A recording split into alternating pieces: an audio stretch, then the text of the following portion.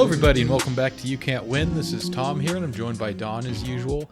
And today we have returning guest Harvey back, and he's going to be talking to us about his new life post-serving. He's left his job as a server, and I guess things have changed for him. And we're just going to kind of catch up with him, see how things are going down there in D.C., and have a nice chat. So, yeah, Harvey, tell us about the serving job. I guess you left that, a few months ago now. Yeah. Early February, and once again, I'm glad to be back. Third time, right? So is there some sort of prize, like a badge I can get? Yeah, it's in the mail. Yeah.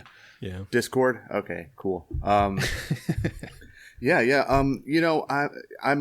kind of glad things worked out the way they did, even though it might not seem like such a good thing when I talk about how it all went down, because the job was getting more and more tough, because when a boss says, okay, the goal right now is we need everyone to be flexible, because if you're flexible, then we can make a lot of money. Okay, for those of you who might be a little more young, haven't had a lot of different jobs yet, if your boss says it's time to be flexible, that means you need to be flexible about trying to find new jobs, like right now.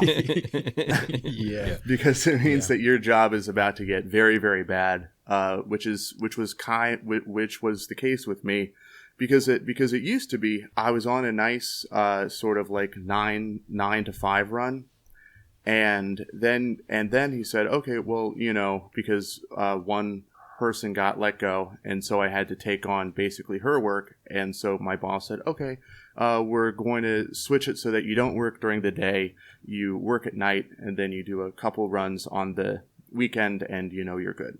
And I was like, okay, so long as it's like a consistent sort of thing. And he said, well, you know how it is, we're going to need you to be flexible. And I was like, okay, how bad is this going to be? And it eventually got to the point where I was waking up around like 6 so I could go to work and try to hit people before they went to work. And then, the idea would be that, I would get done with that around like 9 or 10, and then go home and then have time to myself, and then come back around 5 or go out again at 5 and try to get folks when they were home from work. And of course, since it's Rona, you could also go out in the middle of the day and see if folks worked from home or did not have a job. But what it ended up being was I would keep getting called and given more and more stuff. So I would basically be on the road, nonstop from like 6 or 7 in the morning until like 9 or 10 at night. Yeah, flexible, right? Right. And, that's not really a sustainable sort of lifestyle. And the area that I was working in too, I seem to be getting a lot of people who were very aggressive, very hard to deal with.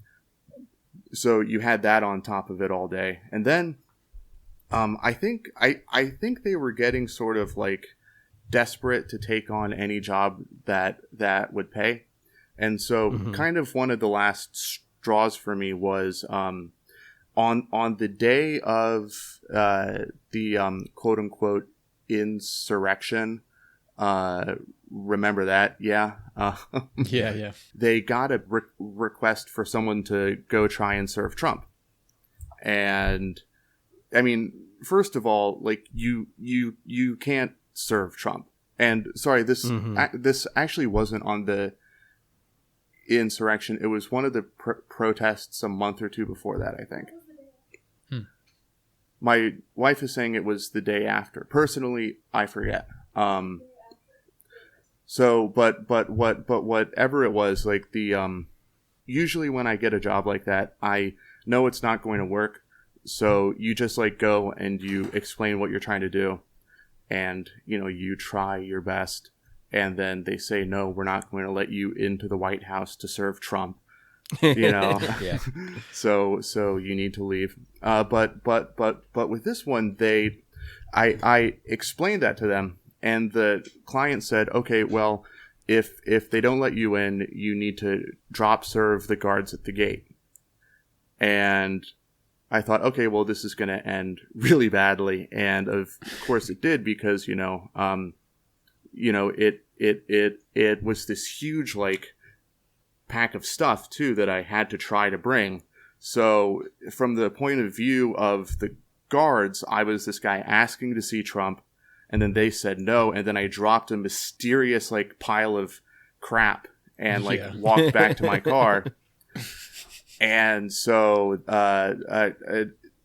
in a word, what's the word I'm looking for? Getting handled by the Secret Service is not very fun. And then going back to your car and they follow you as you drive around the rest of the day is not fun. And so that stunk. And I think between that and, like, the stress of the job, my problem with drinking, like, really came back in, like, a big bad way. And I was just drinking way too much, which is every time I think I can drink, I try, and it'll be good for like a week, and then it just gets way off the rails. Sure. And between, like, that and all, like, the fast food and the not sleep, I wound up sort of getting into a really bad spot where I got pancreatitis for the second time. Oh, damn. Yeah, and wound up having to go to the ER, almost had sepsis, ended up staying in the hospital for 10 days, which was, it's, after like 3 days, you start to go nuts. Yeah.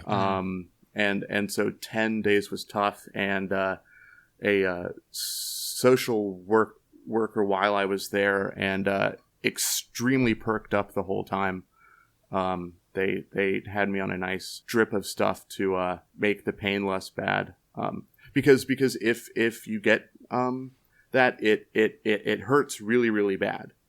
And, like, you're not able to, like, stand up or move around, and you just kind of have to go straight to the ER, and it'll hurt for, like, days and days and days. But no, so a social work guy came to see me, and the first thing he asked was what my job is.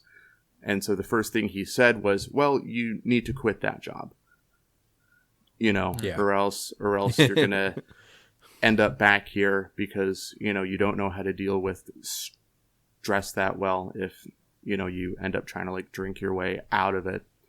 And so thankfully the doctor's note they gave me when I got out said that it was going to take me about a month or two to be able to go back to work. And so I brought that to my boss and, basically said, this is how long it's going to take me to come back to work.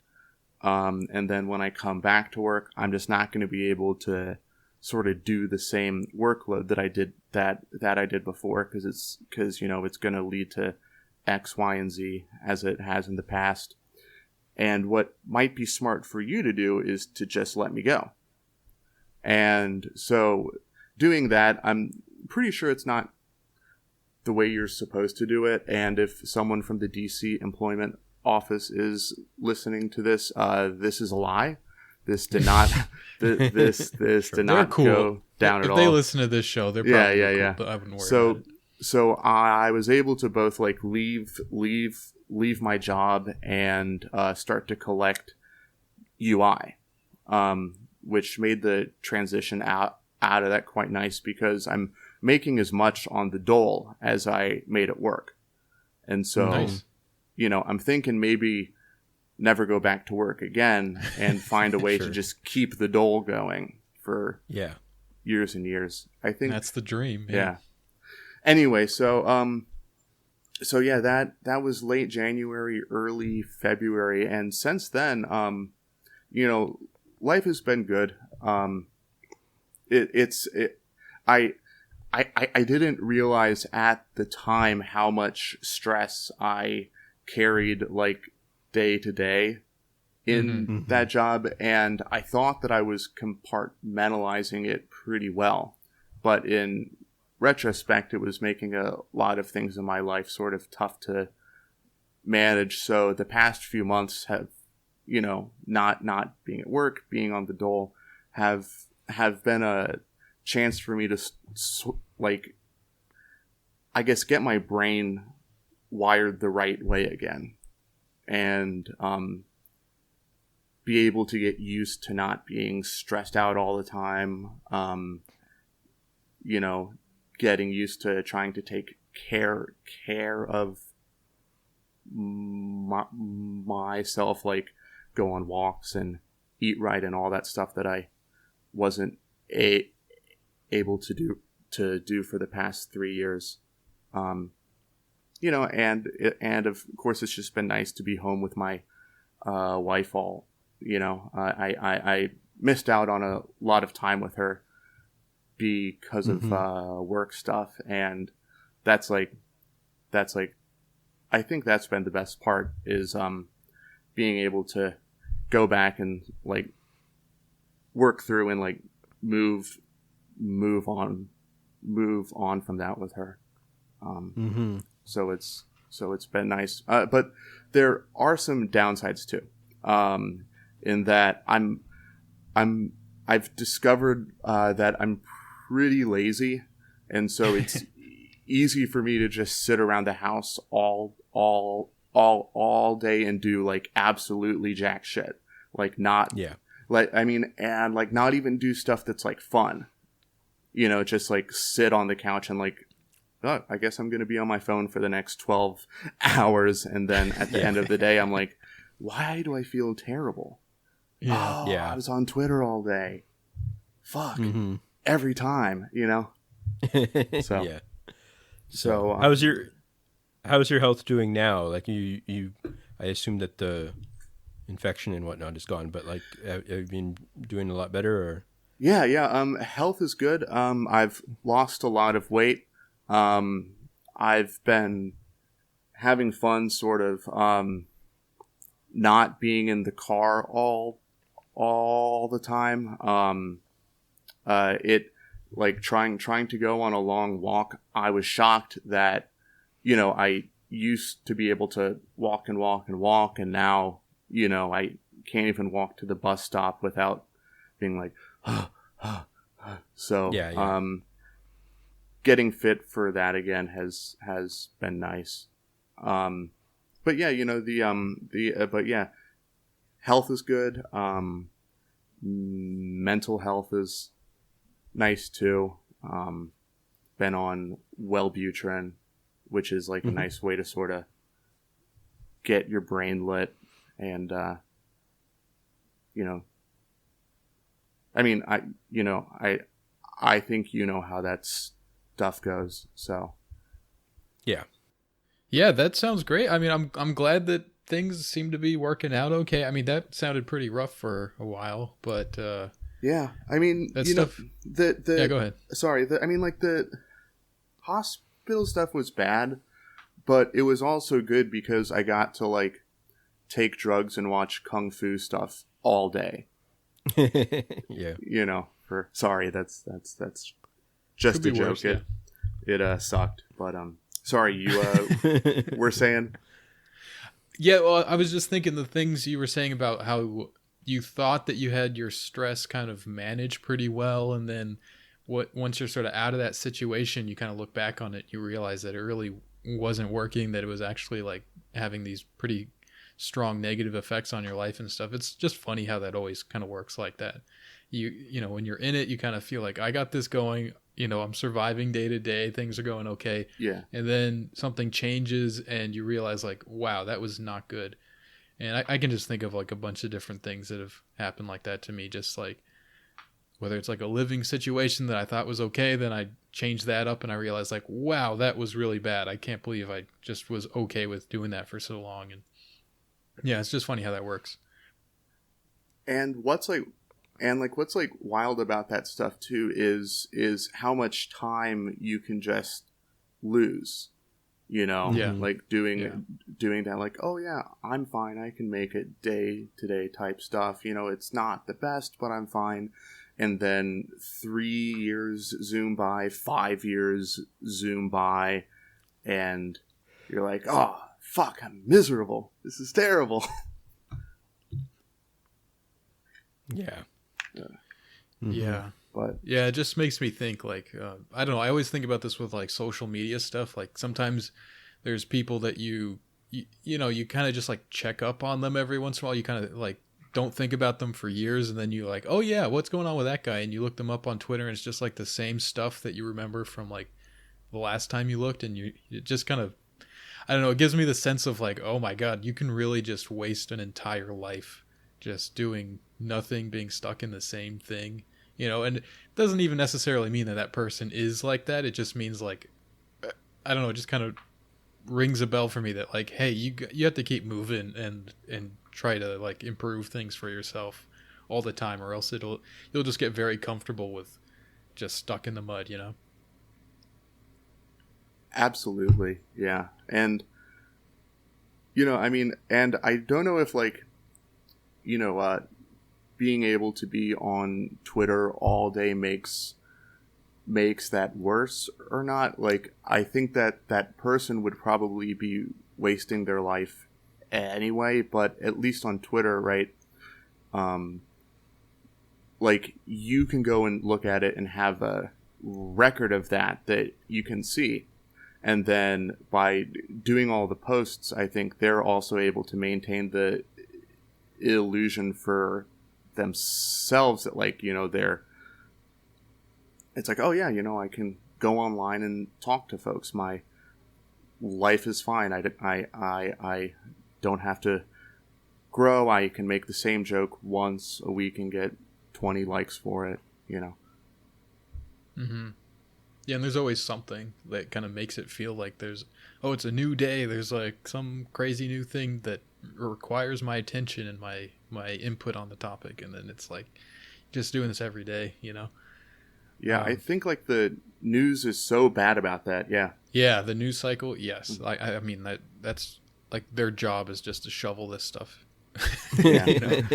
Shovel it out for the pigs, and then we just gobble it up. Yeah. And then at the end of the day, it's like, it's like, okay, you like know more because you read the news, and now you're hooked, and you have to read more news, or else you're going to fall behind, and it just never ends. Yeah. Yeah, for sure. Yeah. So we were talking about this a little bit before we started recording, but Ramadan is starting up very soon, just a couple days from when we're recording now.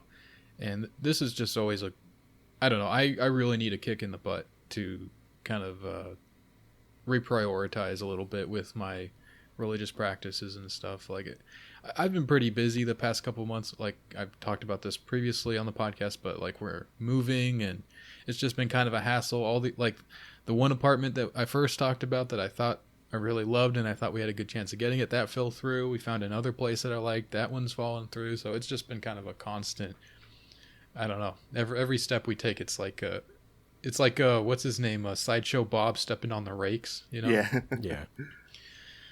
But I don't know, we'll get there. It's just exhausting, so that's just been taking up so much time and energy. And I don't know, something about Ramadan always kind of, it's like it adds stuff. Like if you think about it objectively, it's kind of like, okay, now I have all my regular life, plus I can't eat or drink, plus I need to be more attentive to like prayers and all this kind of stuff. And yeah, somehow it actually is relaxing. I don't really know how that works, but it sort of, maybe it's because you are focused on like God and stuff like this. It kind of makes all that other stuff fade in the background a little bit, even though you're still handling it. It kind of refocuses things or something. But anyways, I'm looking forward to it. And yeah.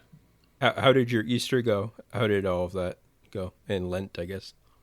Oh, we were pretty concerned about COVID-19 for the past year, and I think my wife a lot more so than me, because I think my tendency, because I was already out and about all the time, was just to go ahead and, be like, who cares, but because we were seeing her folks a lot, we were pretty worried about getting it like at church and then bringing it to them. Of course, it turned out, that there wasn't a lot of spread through church, at least here in DC. And I think that's one of the many things about COVID where it's like, I wish we knew that at the beginning, Mm-hmm. or maybe that I had listened to the people who said it was just the flu more. No, psych.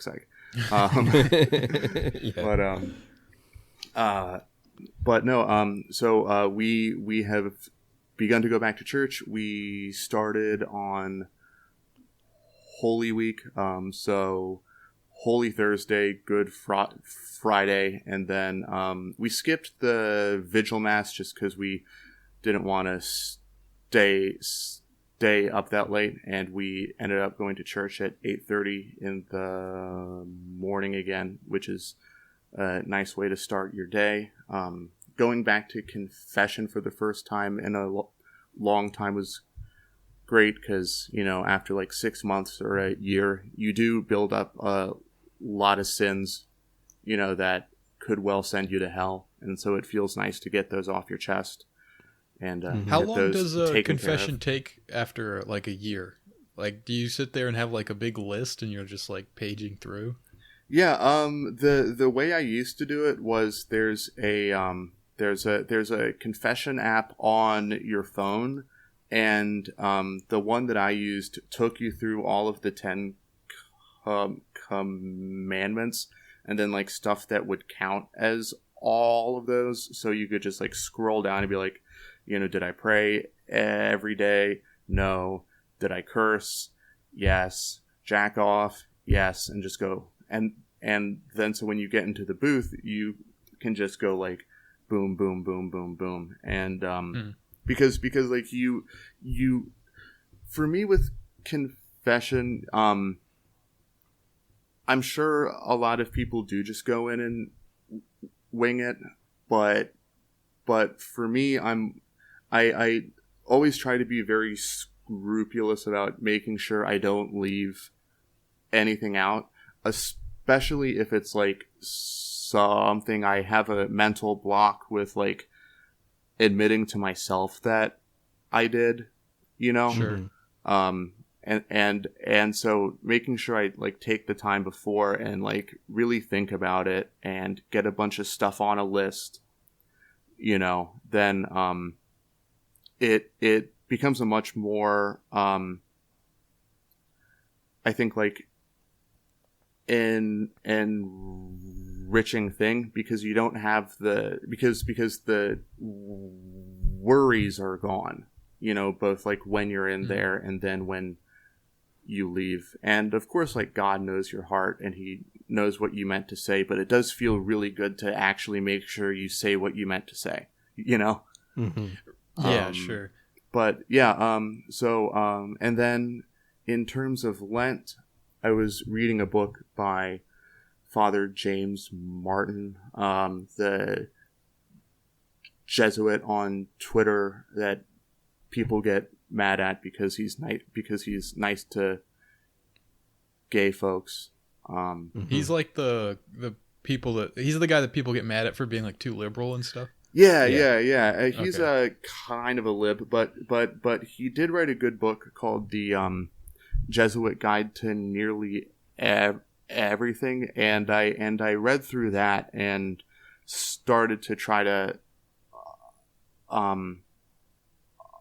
apply some of the stuff in there for me, and I think that was good. The main one being to, at the end of the day, you do what's called the examen, and it's a type of prayer where you work through your day from when you wake up to when you to like now when you pray, and you have to try to like relive every single thing you did and do two things. You try to see where God was at work in your life during the day, and to be grateful for that. And of course you have to think of times that you fell short, you know. And that actually, good. yeah. And that helps a lot when you go to confess too, because you've already thought of all of your sins each day. And, you know, you do it in a matter of fact way where you don't let the fact that, you know, you fall short and you are going to fall short again. You can't really let that black pill you, you know. You instead have to, you know, recognize that you sinned and you're going to do it again. But what, you know, is critical is that, you know, God loves you so much, you know, and and you know, he's going to be there. And so that's like the stuff that's been on my mind for Ramadan for you, and for Lent for you, Don. What do you find that you get out of it besides like being able to like center yourself again?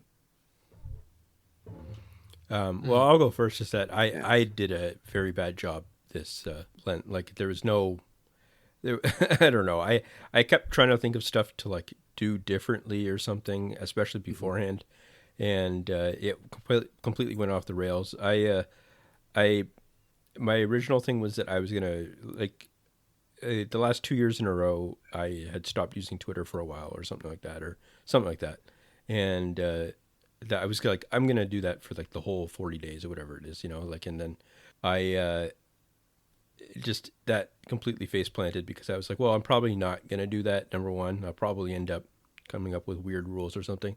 Then someone suggested, well, why don't you do like a positive Lent where you're just you know, you're only using Twitter or other things to say nice things about other people and stuff. And I think like within a few hours I wasn't able to do that, and then I just ended up being mean and stuff, and it just that kind of fell apart. So that was like my whole plan. I was like, oh yes, positive Lent, that's what's going to happen. And then I don't know, pretty quickly that fell apart. So I'm still very bad at all this stuff, but you know, I'll get better over time, hopefully. So yeah. There's so many people you have to be mean to, though. You know? Yeah. Wait, Tom. Yeah. I don't know. The stuff you were talking about just now reminded me. I saw this this thread on Twitter. We're talking about Twitter a lot today, I guess. But I saw this thread on Twitter. It was made by an imam or something like that. And he said that, you know, like if you're like a parent and your child comes to you with like this kind of scribbly drawing, you know, like you love that drawing. It doesn't matter if it's not like a masterpiece of art, like a Mona Lisa or something, right? Like you love the effort and the love that they're expressing in doing this thing. And that's how God views your works, you know? So you shouldn't feel too bad about the fact that you have like these broken acts of worship and you're not perfect and all this kind of stuff. Because what we're essentially doing is like presenting our scribbles to God, you know? Like it doesn't have to be like that we're all like, you know, maestros that can just live perfect lives necessarily. So yeah, it just kind of reminded me, like, I don't know, there's so much stuff that's similar between Christianity and Islam when it comes to that kind of stuff. It's kind of nice. Yeah, and yeah, because it's like a bad trap to get into where, you know, you're so worried about not doing things the right way that becomes an excuse to like not do them at all, or exactly right, or an excuse for like why you're not as close to God as you think you should be. You know, it's like, oh, it's because I don't pray the exact right way, and it's like, well, no, I mean, you probably don't pray enough, you know, like that's that'll become the issue. Yeah, there's an idea in Islam that if the devil can't get to you through your sins, he'll come at you through your worship. So like if you're, let's say you're like a really pious person, you stay away from all the stuff you're supposed to stay away from and all that kind of thing, then he's going to give up on that, but instead he's going to try to get at you through your worship. So make you feel bad about that, or make you feel like superior. Sometimes he'll kind of like inspire like, like a superiority kind of feeling and stuff like that. Like, he's a tricky guy. But yeah, you were asking about Ramadan and how I center myself. I think the one thing that like the whole fasting thing really helps, right? Like it's just a constant physical reminder that you're doing this for God, so that is like a positive feeling. It kind of motivates you to keep going.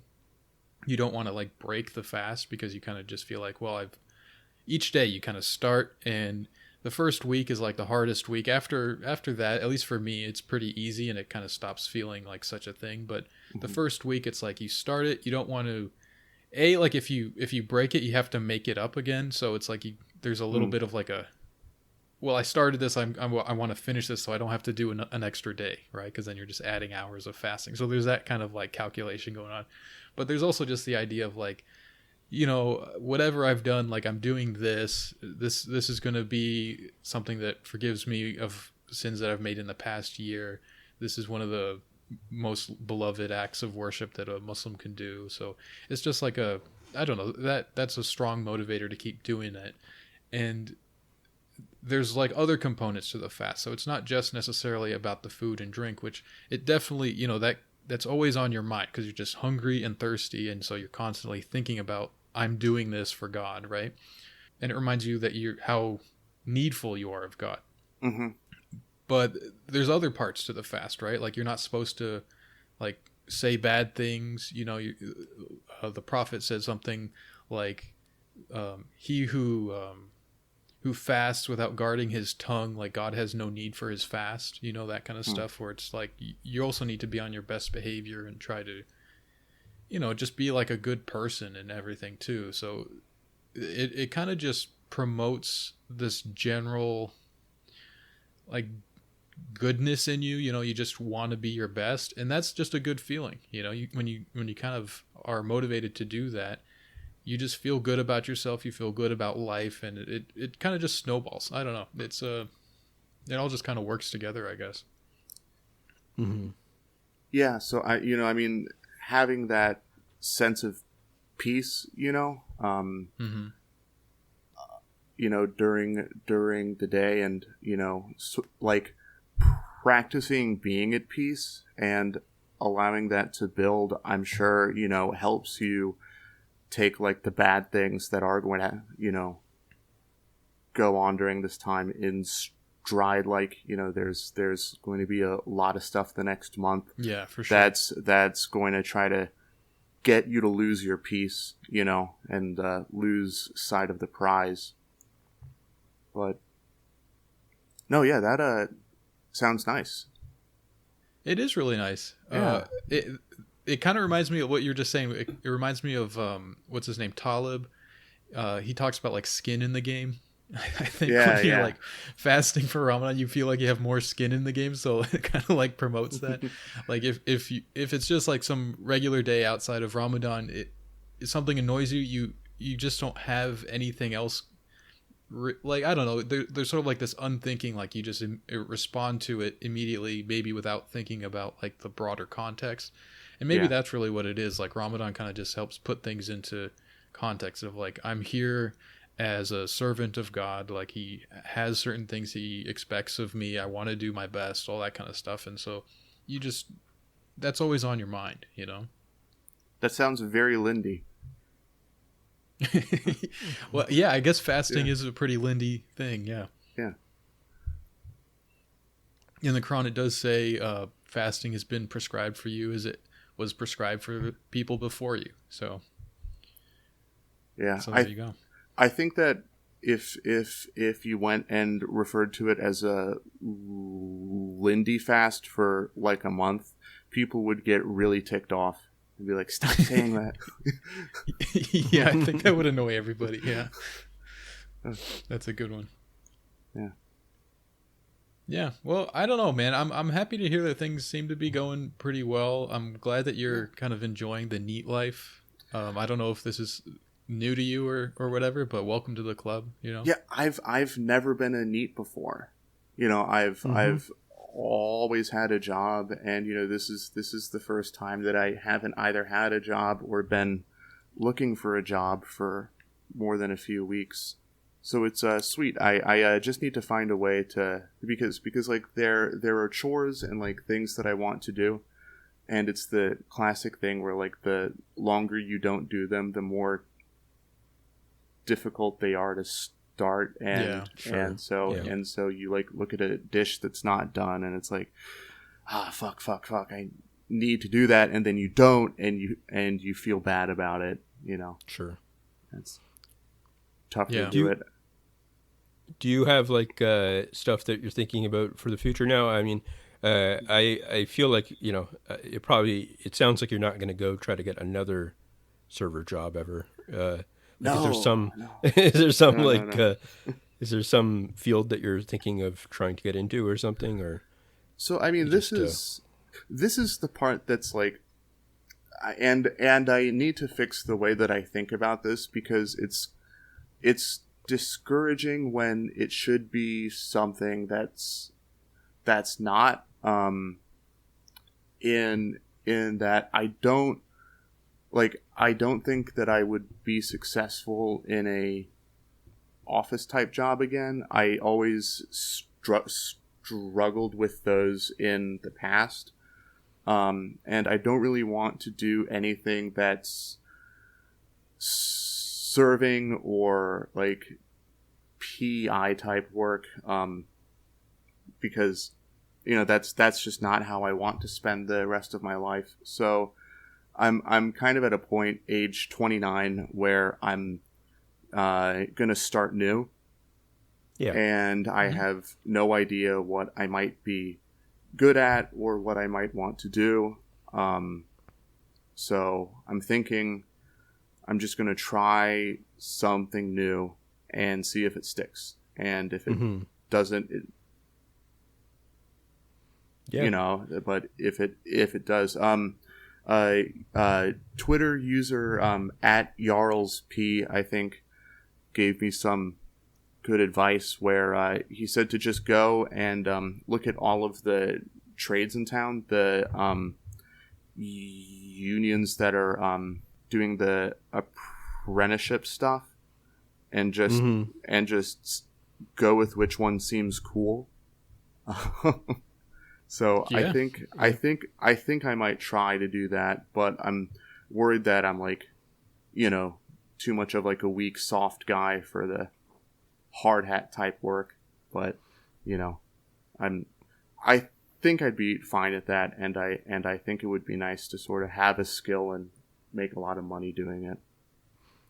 Yeah, well, I mean, I don't think I am really one of these like hard hat type guys. I don't think you'd think that when you saw me, but I've gotten work doing that kind of stuff too. I don't think they look at you and like, you know, you don't have to be some kind of stereotypical, you know what I mean? Yeah, I mean, and what would be fun about that is that I can tell, you know, I can do that for, you know, and then build up cred, so I can go on Twitter and tell people who, like, you know, work in a office that, you know, you're not a real worker. You should have a union. That's pointless, man. Sure. Yeah, I mean, I'm pretty much the closest thing to pure strain soy NEET that there is. And I bought a house building book the other day or something like that kind of thing. Like I'm not going to do that, but I mean, it's just it's one of those things where I feel like compelled to want to do things in real life kind of thing, like with my hands and stuff, just trying to figure out different skills and stuff to do, just because, I don't know. It's not because I don't think I would be like good at certain types of office work. It's just that whenever I read about it, I just like whenever I like talk to people about their office jobs and stuff, I feel like wanting to stab someone or something. So, you know, it's bad. Like, I mean, I've been at home, and so I've been like listening in on my wife's work day, you know, and just sort of like. And something about office life where the way people like talk and interact with each other like really, really bugs me, because it's a thing where like everybody seems to be trying to pass the buck at all times, you know, and they get like pissed when the buck stops with them, you know, and so there's a lot of stuff where just to like get stuff off of their plate, they'll like, oh, I need to ask this guy first before I do this. And I think that's just to like, not because they can't just like start the task now, but because they just want to get like that off their plate for the time, you know, like, so, Sure. Yeah. And so it gets passed on to the next guy, and like you wait for him to respond. And it's like, I can't really manage that type of stuff in my brain. Once things start to like bounce between folks that much, I write it off in my head as just, oh, I'm never going to do that. Sure. And then I get stressed, you know? Yeah, for sure. Your wife doing okay though? Yeah. She enjoys the work from home life. I think, I mean, she's here right now, so she can, I guess, nod if I say the right thing and shake her head if it's the wrong thing. I think she misses getting walks in every day on the way to and from work. Yeah, that's a yes. I don't think she misses being stuck on a crowded train. No? Okay. I don't think she misses having to go get junk food for lunch a few times a week. Yep. This is like a weird game of like a party game or like yeah. charades or something. I don't know. Well, no. Yeah. I don't want to lie and like misrepresent her life for all of the people that are gonna listen to this. I have to tell the truth about her. But no,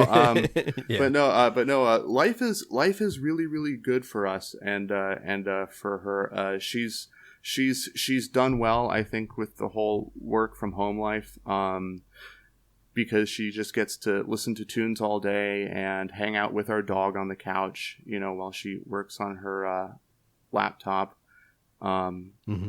Sometimes her boss will call at like 7, and you know she's been off work for an hour and a half, and I'll get like fake pissed at that, be like, oh, I can't believe your boss called you at 7 o'clock to ask you to do a thing. Doesn't she know we're trying to watch Netflix? You know, like, I don't know. It's so I mean, you know, the thing I was worried about with her in the work from home stuff is that there would be the sort of like job creep where you just end up, you know, being at work all day plus at home, so you don't get any time to yourself. And I think that's been true for a lot of people. Yeah, but Tabs has been dealing with that a little bit. But you know, she works at a nonprofit where people like really, really, really care about the mission at hand, and so people there work like a lot. And I've noticed that she's been very careful to not care too much, you know. And like and like, you know, do her job and like do her job well, but not be too jumpy about like going above and beyond for work, because she believes in the cause. Because as she points out, they're not going to pay her more for extra work done, you know, like if like she works till 10, there's no OT pay for them, so what's the point? It can wait till the next day. And so, like, seeing her be kind of disciplined about that has given me hope that if, like, work from home is going to become the norm, she's not going to be at work all day. We're still going to have time, you know, to hang and stuff. Yeah. I mean, even beyond the not getting paid for the extra work is also you set expectations. Yeah, like, that's really important. Exactly. That's like I don't know. That's like the big thing for me. Like if there's if I could do something above and beyond, it's like I don't want to do that because then they'll know that I can do that. You know, so you want to kind of keep it at like very steady. You know, some days maybe you go a little under and you make it up the next day and everything, but overall you want to really maintain a certain average and not set that too high. I mean, that's like kind of what I did when I was in school, is that like I knew I could get an A in the class. And so I would sit down and be like, what's the exact like minimum I need to do to get that A? Yeah. you know, and then just like nail that. Anyway, now I don't have a job, so you know I'm not sure if it's a good Sure. thing Yeah. for people to do. But Yeah. So how about vaccines and stuff? Where are you at with that in your area and stuff? well, you know, COVID-19's a hoax. It's just the flu. Sure. Blah blah blah. Because I think the way it worked was that I was so stressed out when I was in the hospital that my blood pressure was really high. And so I got diagnosed with high blood pressure while I was there too. It's fine now, of course, but because of that, I got like put on a list, and I was contacted pretty soon after I left, like within a month, by them saying, "Hey, you can come and get your vaccine." So I got mine before most people my age, I think. I've had two. I got the Pfizer one this week, and it knocked me on my ass for a few days. I was really, really sick. Sucked, got like chills and all that stuff. So if you don't want to get sick, I would recommend not getting the vaccine. But if you're fine with having a few days off, then yeah, go and get it. Right. Yeah, the vaccine rollout in DC has been kind of a mess.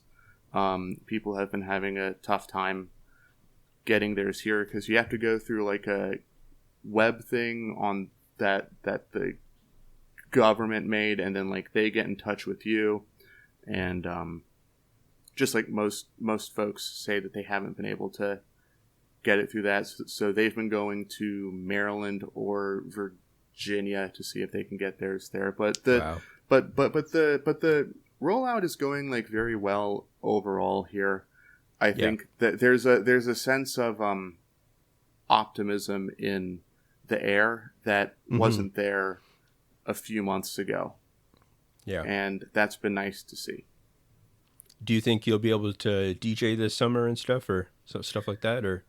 I DJ'd a little at a friend's backyard grill thing yesterday, but I don't think there's going to be any indoor club life during the summer, and you know, I have no take on whether that's a good thing or not.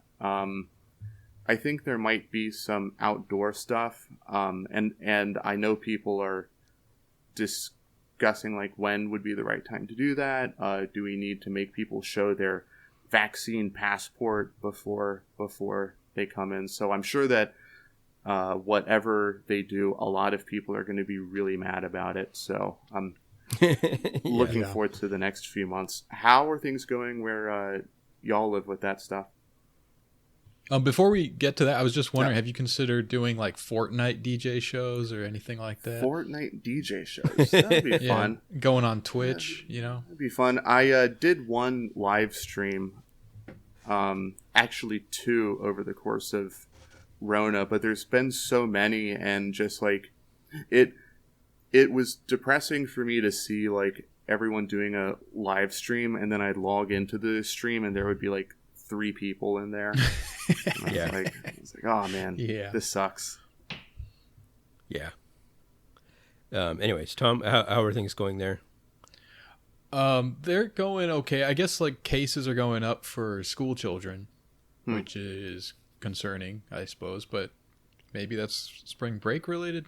They just had spring break, so I don't know. I'm actually going to get the vaccine. Tab's work is kind of providing for it, so she's going to get it, and then I'm going to get it like through that. So yeah, for all my talk of not getting it, don't really care that much. I guess I'll go ahead and get it. But, you know, I got the in, might as well. Sure. They're not charging for it in the United States though, are they? Or like, no, everyone gets it free, or I that's my impression. I really haven't looked into it, but I know we're not paying for it. So that, Yeah. free vaccines, it's kind of like samplers at Costco. I'll just take one, whatever. Sure. Yeah. Actually, Harvey, before I get into it, like, how did all that medical stuff? Did you end up with a huge bill or something, or are you doing okay? Yeah, we're fine on that. I mean, a 10-day stay does add up, and the bill came out to around $2,000. But that's a lot. I mean, it could have been a lot worse. So Yeah. you feel blessed. It feels silly to say it, but only that's that true. bad. Yeah. Yeah. I mean, it's. I think it's kind of a psyop that like they send you the bill and like show you how much it would cost before the insurance kicks in, because then you're like, oh, it's great that I only have to pay $2,000 instead of what it was, what it cost, when you don't ask the question. It's like, wait, why does one night stay cost that much? I don't know. Yeah. Well, I mean, I got to tell you, some conservatives in Canada want, like, you hear this sometimes, that they want like itemized bills sent to people, but then the cost to be zero still. Like, like it's Canadian healthcare, so everything's free basically for most of the surgeries. So they'd be like, they want people to see that it costs them thousands of dollars, whatever, for the thing, but like to actually give them like zero cost, just like evil people. But anyways, Wouldn't that seems weird? Like, to me, if I got a bill and it's like, you got all this stuff that costs a lot and it's free, I would love the thing that's making it free. yeah, right. But well, yeah, I don't know. I guess because in their thinking, they're like, it's like a buffet. People are just getting all the healthcare they want and stuff. And yeah. Sounds good. Yeah. Anyways, yeah, COVID's just it's pretty out of control here in terms of caseloads and stuff. I think today it was over 4,000 cases in Ontario, which is like, I think probably the highest it's ever been. I think we're in like the third wave here, and our premier of the province is Doug Ford, and he's just very bad at his job, and he just announced like this really, really relatively strict lockdown, like one of the most strict lockdowns we've had, and to stop the spread. And I mean, my life in particular hasn't changed much, but like it's I don't know, it's funny because they had modeling for weeks that said that this was going to get worse and worse, and then they didn't do anything really for a while, and then he said, like the premier said that, like, well, we wanted to see if the case loads actually met the targets that people were like, it was like, that's the opposite of what you're supposed to be doing. I don't know, like, we had a wait and see approach to see if it was going out of control. But so anyways, we also had this like a big lag in vaccines. Like, Canada's way behind the United States on vaccines. I mean, we're probably only like a month or two behind, but it's still like really frustrating to see, millions and millions of people get them in the United States. And then, I think we're only at like 15-20% maybe uptake for right now. And it's just been very badly organized and stuff, so that like, a lot of old people still haven't gotten them, even though they were eligible and stuff. So anyways, I'll see if I can grab one for you. Yeah. Don. See if I just, some needle laying around, I'll just grab it. yeah. Just walk. Yeah. Do you think if there was like a mass vaccination site in like Detroit that they would have to have guards there to try to shoot people trying to swim across the river? Or... yeah.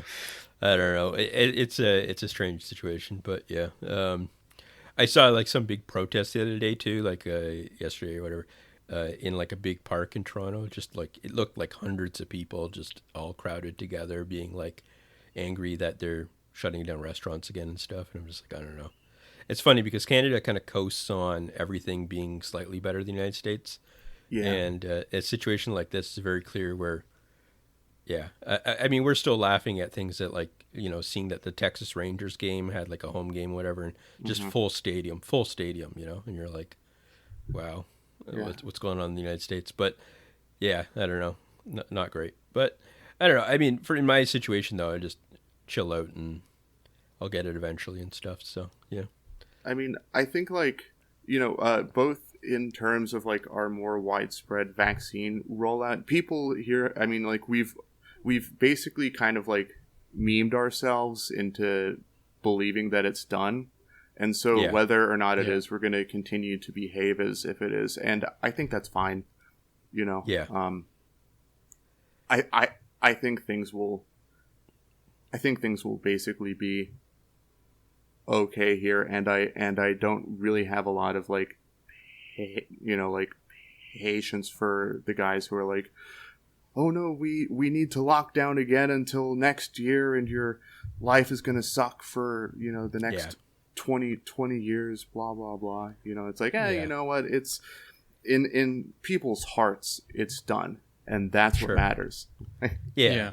Well, I think we should still do the lockdown. I don't really like whether there's COVID or not. Just keep it's a good thing. It's been working. Let's just keep this going. Yeah.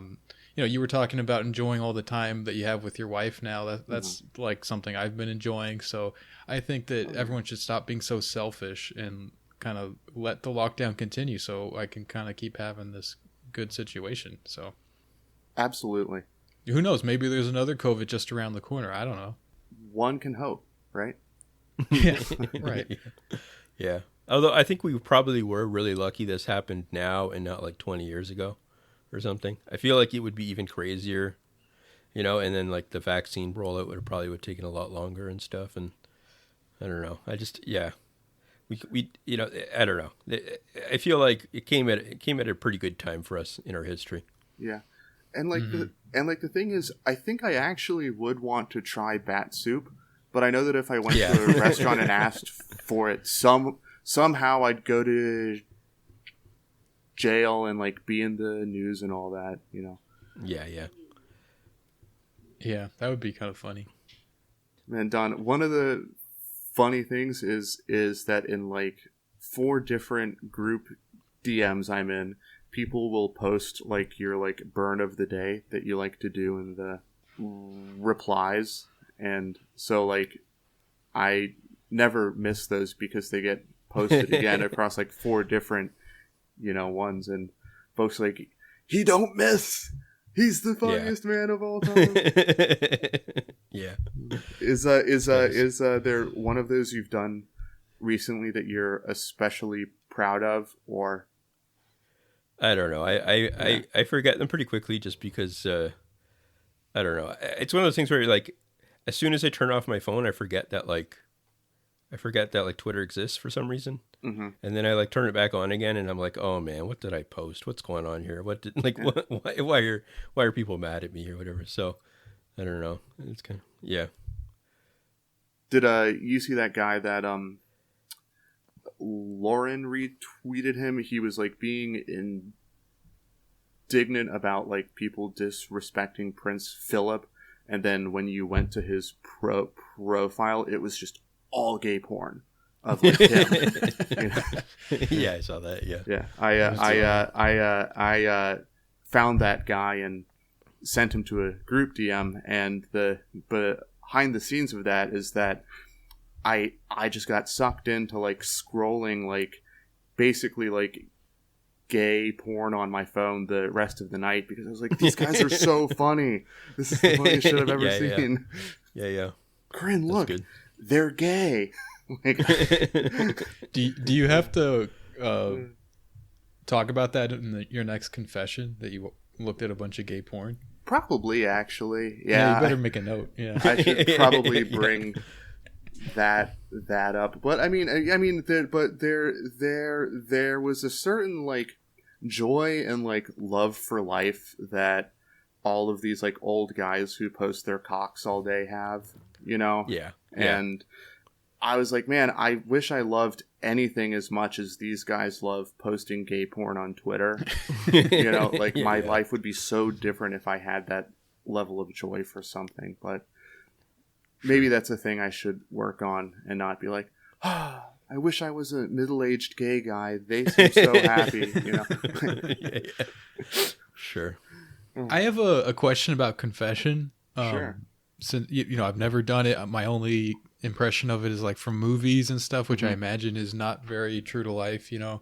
It's usually like a hitman, kind of thing. Yeah. So, but like, I try to imagine it sometimes, and I imagine it's sort of like almost like going to your accountant for taxes. Like you kind of bring in all your papers and he sort of sorts it out. Or is it like more of an emotional kind of experience, or is it very like matter of fact, like, yep, got this one, got 3 of these, and then he's like, okay, well, that's gonna charge you this much?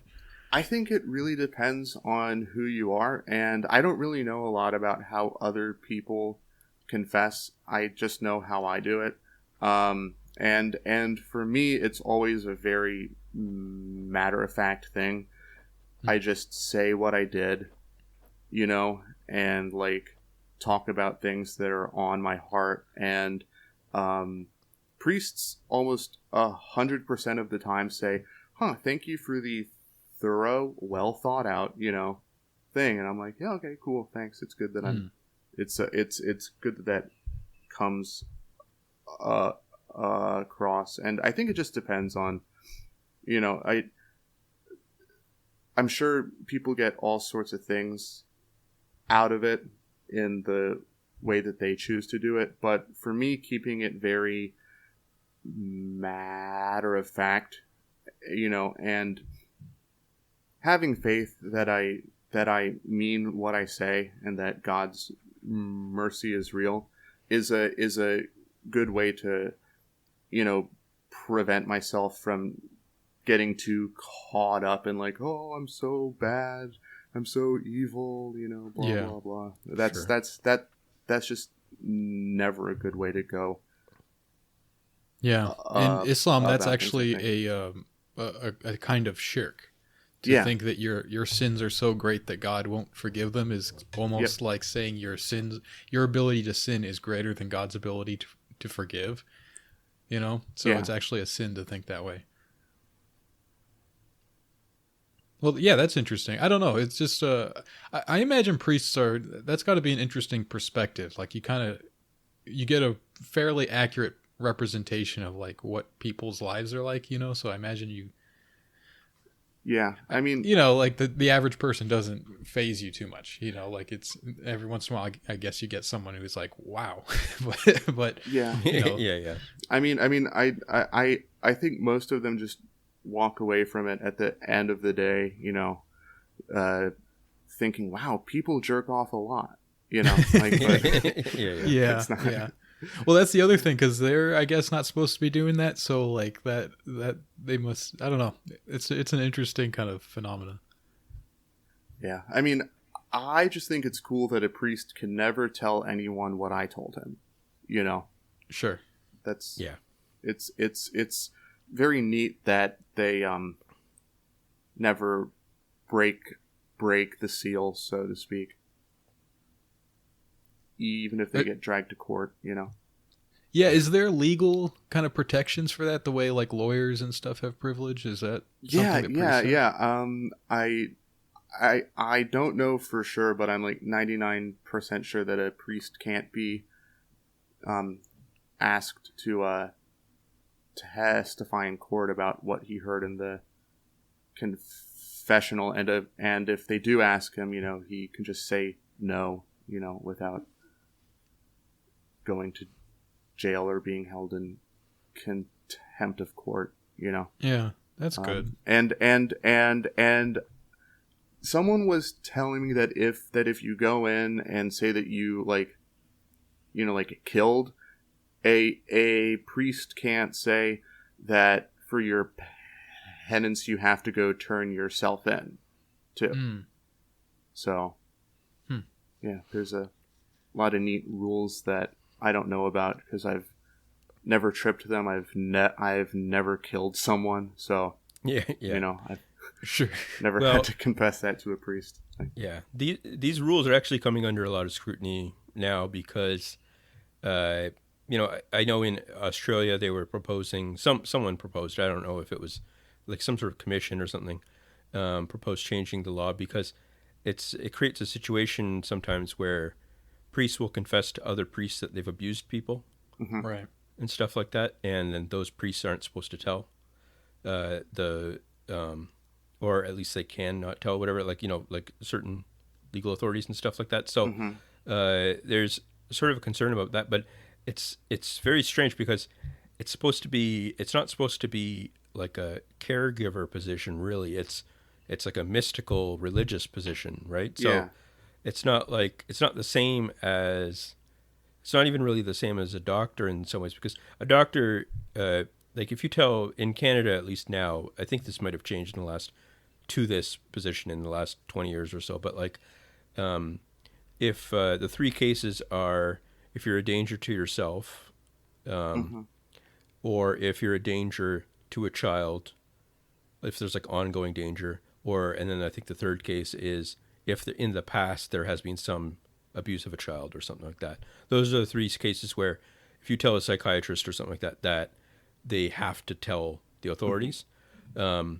I don't know what it is with priests. I feel like priests, I feel like there's less of a mood to force that question in Canada or something like that. But it's a difficult question, I think, because it really strikes to the heart of the religion in some ways. If you say that, I mean, it can be for a very extreme, touchy issue. It's like, for that becomes a problem. But at some level, it's like, well, why wouldn't they just tell every crime that they hear to the police? Yeah. Right. It's like, why wouldn't if they were informed of something and they're in a position of authority like that in the church, why wouldn't they just go, oh, this person stole from the collection plate or whatever, right. I don't know. It's a difficult question. I don't know. I find that kind of thing interesting because it's like a difficult question. The thing that irritates me, though, is that when people kind of act as if there's no give and take both ways kind of thing, like that there's no rationale why, it's just like you should just automatically have no special privilege or something like that. I don't know. I find that irritating, but yeah. Although I get why people are upset, obviously, so it's not like, they're trying to figure out some way to solve things, so. The thing is, like, if there was no like even like an aura of like this is protected, like whatever I confess is just sort of part of this religious aspect of life, it's not going to have, I can trust that the priest is not going to go and tell the police about what I did or something like that, then there would be no value in that to the police, like people wouldn't confess. Sure. If they knew that like their confessions would be used later as evidence or something. So like it's sort of like, maybe you catch a few people, but then you basically cut that off. So it seems like not worth it. Like you're kind of not really benefiting from it if you sort of turn that into like a thing where whatever people confess, if it's like a severe enough crime, they're going to go to the cops with it. Then people just won't confess to those things. Yeah. And also the priests could either blackmail people or that's true. They could kill the priest if they thought that they were going to tell someone or something. That's true too. Yeah. So I don't know. Lots of not fun things to think about. Lots of things that like would make good Scorsese movies, I guess, or something. But like, yeah. Oh yeah. Not much, yeah. Well, I mean, plus, like you'd think if like a priest is abusing kids and it's like really a big issue, like everyone would know. Like, or I mean, at least like the church itself would know, without them having to like bring it up in the confession because like people do, like that's probably not the way people find out. Right. Yeah. Yeah. And it also assumes that someone who like wants to keep a secret is going to go and tell it even in the confession. I'm sure a lot of people will just be like, I'm gonna leave that one out. Yeah, sure. Right. And that undermines the whole faith, right? Like that undermines the whole office of that. Yeah. Although I should say, I think that I'm pretty sure in a lot of places that there is no rule like this too. I think that like there probably is, like in a lot of legal systems, there's just no special protection for priests and stuff. So that makes sense. That's probably true. Yeah. Like, because there's just not the cultural background and stuff. So. Yeah. All right. So you guys want to do a few questions? Sure. Awesome. Yeah. All right, so let's do this one. It says, "Will you have the tall guy back on the podcast? He had some great stories, but it would be best for you to turn his mic down just enough to render his unbrushed teeth inaudible." Who is this talking about? I couldn't figure out what this is a reference to. The tall guy? The tall guy who has his mic up too loud that you can hear his unbrushed teeth. And I don't even know what that, like, how would you hear that teeth are unbrushed? I don't know. I guess it's just... I haven't brushed my teeth yet today, but I'm 5'8", so I'm sure that's not about me either. Yeah. I don't know. I don't even know if we have many tall people on the podcast. I don't know. So. The only person I could think of was Big Kevin, you know? Yeah. Big Dave. You can tell by their names.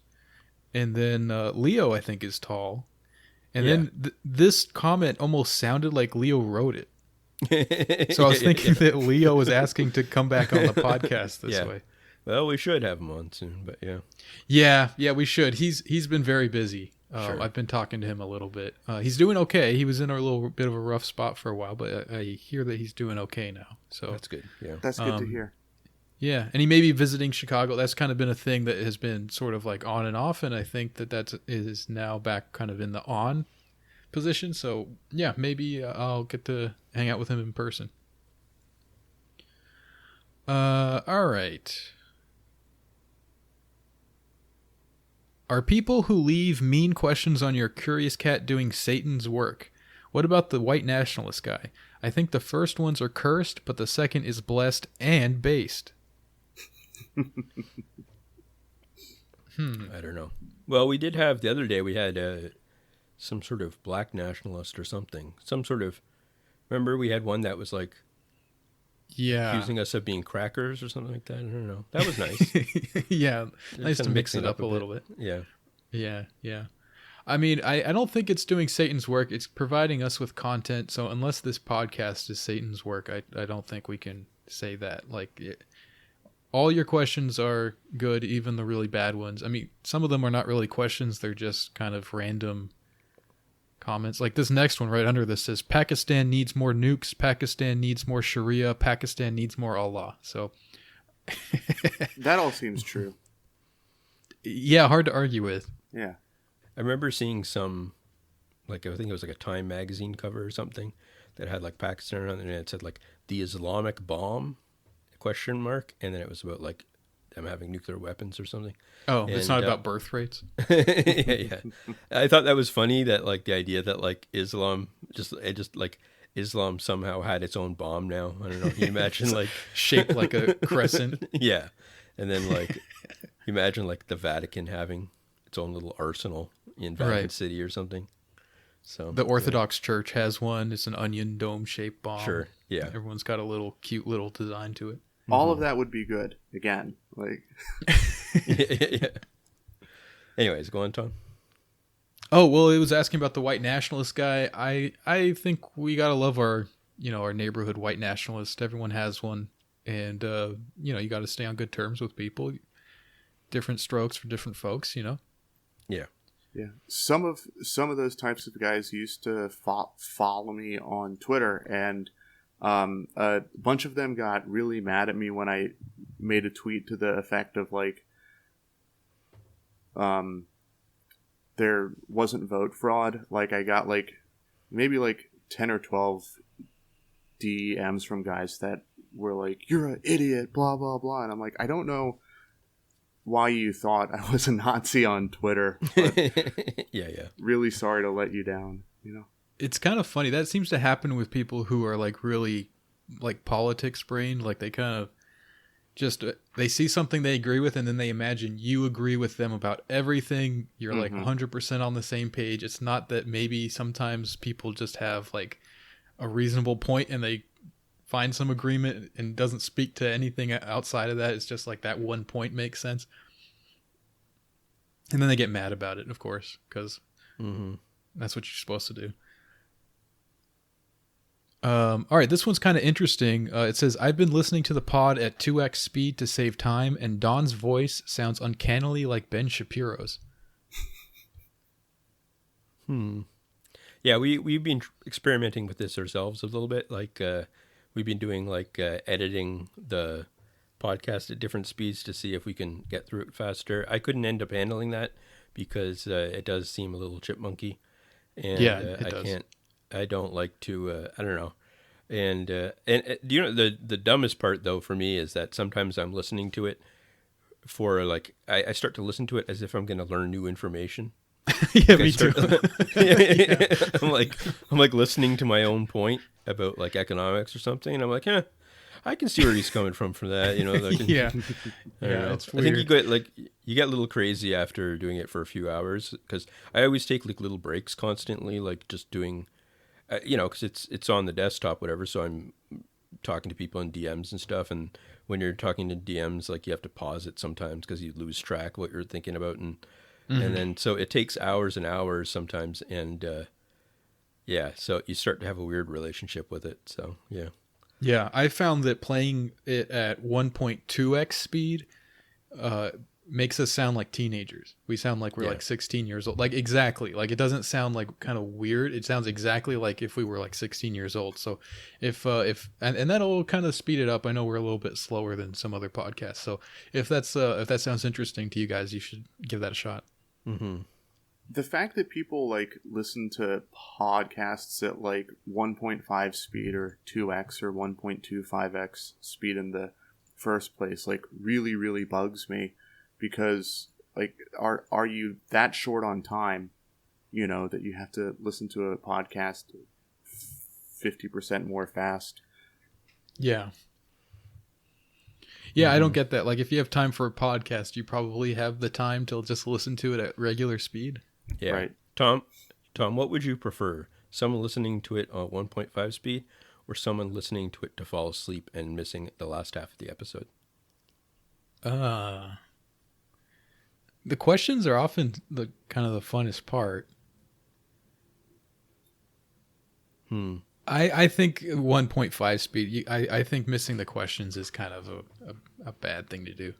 Well, I think I like the falling asleep just because I like to imagine them smiling, just like falling asleep and being like, you know, my friends are in my ears while I'm sleeping or something. Yeah, so Yeah, it seems I've never pleasant. been able to do this like listening to something to fall asleep stuff. I know a lot of Yeah. people kind of do that, but like I would be paying attention to it, you Yeah. know, and so it would kind of keep me up, and then once it's over, I would have to like turn it off and then go to sleep. So it kind of Sure. like would eliminate the whole point of it.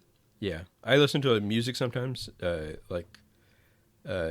fall asleep. But I mean, I find it very, very helpful to fall asleep with that. But the one of the issues is that we live out in the middle of the country right now, so it's it's very, very quiet at night, basically, right? Like just super quiet, other than house noises kind of stuff. But like, so if I put on music in my room, I feel like I don't even know if this is actually like scientific or like, I don't know if it's real, but like I feel like if I have music on even very lightly, that it would bother my parents or something like that in their room, like they'd hear it kind of thing. So I can't. Anyways, it just so it's a very strange.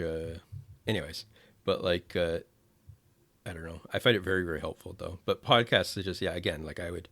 The whole point is that it's got to be something without words and stuff so that I can not pay attention to it. So yeah. Yeah. The idea of falling asleep listening to like Legion of Skanks or something is kind of funny to me though. Yeah. And for those of you who are sad that Tom and Dawn aren't your friend yet, just shoot me a DM. I'll be your friend. I'll talk to you as you try to go to sleep, Yeah. All right. So let's end it with these last two comments. So this first one is sort of referencing some. We had a previous comment asking us about Red Scare. Apparently, there's like a lot of people who listen to Red Scare and this podcast. So we were kind of like wondering what that's about. And this guy actually sent in a little comment. So he said, "I listen to Red Scare and You Can't Win. It's the yin and yang of life. When I have energy and feel like listening to something retarded, I listen to Red Scare, and I listen to You Can't Win when I want insight and I'm calm. Also, it's well established RS listeners are strictly straight women and gay men, besides me, So maybe one of the You Can't Win hosts is a heartthrob in the eyes of crossover listeners. Well, I like that idea. Yeah, I mean, it's got to be you, Don. No one knows who I look like, so... yeah. Yeah, well, that's cool. All right, and so this last comment is Mad Person of the Week. It says, how cool Baby Finland thinks he is one of the most gay things I have ever witnessed online. After all the fucking roller coaster of opinions he already held, he always acted like this, and it's fucking disgusting and ridiculous that now he has the I don't really care act going on. So I think people read a lot into you, man. Like, yeah, they do. I don't know. I really don't try to like rile people up anymore. It's funny when it actually happens, like, because I'm not trying to do that so much anymore. Like, this is kind of one of those responses that I would have been like, yeah, I got him. But now I kind of just like say silly things. Like, I'm trying to just be goofy. And so when people get mad about it, I'm like, oh, whoops. I guess we're still doing that. So. Mm-hmm. Anyways, sorry guys that I don't really care about whatever it is that you're mad that I don't care about or whatever. Yeah. Oh, I heard that someone said that I don't know if they said you. I think that they did, that you're like, we're unbanned from Something Awful now. Oh, really? I am. I think that they said we're both, but I don't know if I might be remembering that wrong. But like, I don't even know what account. Like, I have like 20 different accounts. I think they unbanned the wrong account for me too. But like, yeah. So I tried to click on it and it didn't work. Like, it was like, you know, someone sent me the thread, and it just didn't open. Whatever. So yeah. So I don't know. That's kind of a funny thing. I looked at like the list of threads that like of all the different things in GBS kind of stuff, and it just filled me with nostalgia, because it was like, it felt like it was like all the threads that you might have seen in like 2007 or something, but just like with current news events kind of thing. It was like, you know, like I don't know, like, you know, the epic Prince Philip thread or something, and it's like 50 pages long already and stuff, and you're like, wow. I don't know. Yeah, it just felt people like still talking about about 5 golden man babies and all that stuff. Yeah, I don't know. But, I mean, there's like still a few threads there that I check in on maybe like once a week, but at this point it's more to affirm. It's like, goons are still stupid. Wow. All right. Yeah. Well, I don't know. To everything there is a season, so. Yeah, true enough. Okay. Yeah. Well, thanks for coming on, Harvey. I'm glad that you're doing a lot better. And that, yeah, and we'll see where you go in the future. I don't know. That'll be fun to maybe moments of terror associated with that, but also some excitement. So yeah. I'll come back on the pod once I get a new job. So sure. Yeah. Sounds good. Yeah. All right, guys. Thanks and take care. Yeah. All right. See you, Harvey. Thanks for listening, guys. If you'd like a second episode of You Can't Win every week, you can subscribe to our Patreon and you will get that, as well as access to our Discord, where you can chat with us in our community.